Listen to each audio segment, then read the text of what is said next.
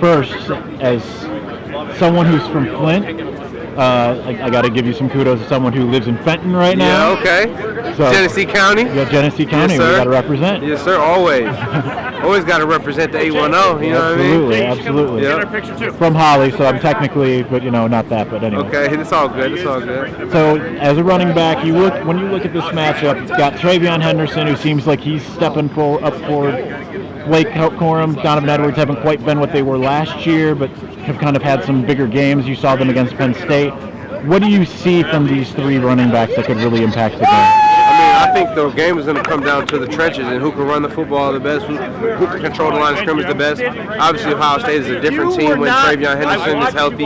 He adds a different dynamic of playmaking ability to the offense. But, Blake Corum still had a huge year this year, 20 touchdowns. Donovan Edwards, he hasn't had the production like he has last year, but he's still a mismatch, and he's still electric and still an explosive playmaker. So I think the running backs in this game will have a significant impact on the outcome of the game. And, I think those are three NFL-ready running backs, and it's going to be a treat to watch all three of them tomorrow. I think one of the things when I look at Michigan in particular, I see that last year you saw guys being able to kind of get into rhythm a little bit more, I think because they weren't splitting carries quite as much. We saw Donovan get most of his production late, Blake get his production early.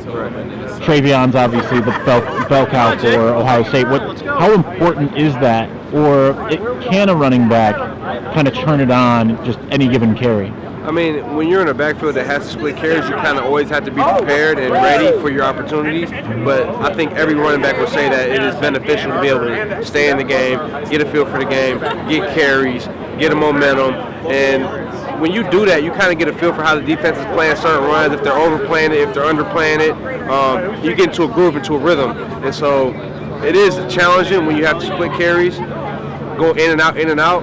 But I had to do that through a lot of my career, college and pros, and you just have to always be ready, always stay loose, always be locked in mentally, physically, and emotionally when you're splitting carries, because when you get in the game, you have to take advantage of your opportunities. So in the last few weeks, 2 weeks in particular, you've seen Michigan. You saw them earlier in the year against Indiana. Because it kind of seems like Blake and Donovan against Penn State started to look more like what they looked like last year. How much have you seen them kind of get back into form to some degree? I think a lot of it has to do with the line of scrimmage. You can have whoever you want carrying the ball. If people aren't blocking up front, if the play designs aren't right, if there's 8 and 9 man boxes, which they've been seeing a lot of, it makes it tough for a runner to get going when the defense is providing all of their power to stop the run. So as an offensive coordinator, as an offense, you got to make sure that you are opening up the offense, completing the ball down the field with J.J. McCarthy, some of the receivers, some of the tight ends, creating explosive plays down the field that will soften up the defense and allow Blake Corum and allow Donovan Edwards to be impactful on offense. So it's not just on those runners. As a running back, you need your offensive line, you need your tight ends, you need everyone to block, you need your receivers to block downfield. It's a whole unit that has to, execute effectively and efficiently for a runner to be able to, show his skills and show his playmaking ability. So I think it's a group effort that needs to get those guys going. We haven't seen it so much this year. We did see it a little bit against Penn State. But how much would J.J. McCarthy being able to use his legs, how much could that open up more things for the Michigan offense?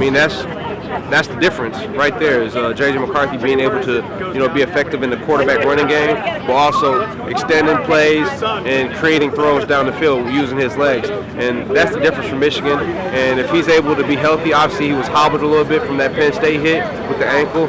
You saw that the second half of Penn State. You saw that last week with Maryland. If he's able to be mobile, be able to use his legs, be able to be effective in the quarterback run game, while also extending plays, creating opportunities with his legs to extend the play and throw the ball downfield, I think that's when Michigan will be successful. And I think that's when you'll also see the running backs be successful as well. We've seen some plays from one wide receiver from Michigan lately, who we've seen also on the end around and being utilized a little bit in the run game, in Samaj Morgan.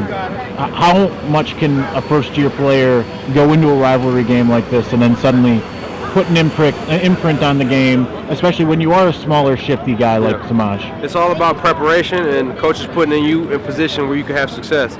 You want to put your positions, you want to put your players in positions that's their strengths, where they can, execute to the best of their ability. So when you have a player like him, you just want to get him the ball, get him the ball in space so he can make plays, and spread the ball around, man. And with your young players, especially, you have to just be prepared, and the coaches have to make sure they're putting you in great positions to have success. Awesome. Thank you, brother.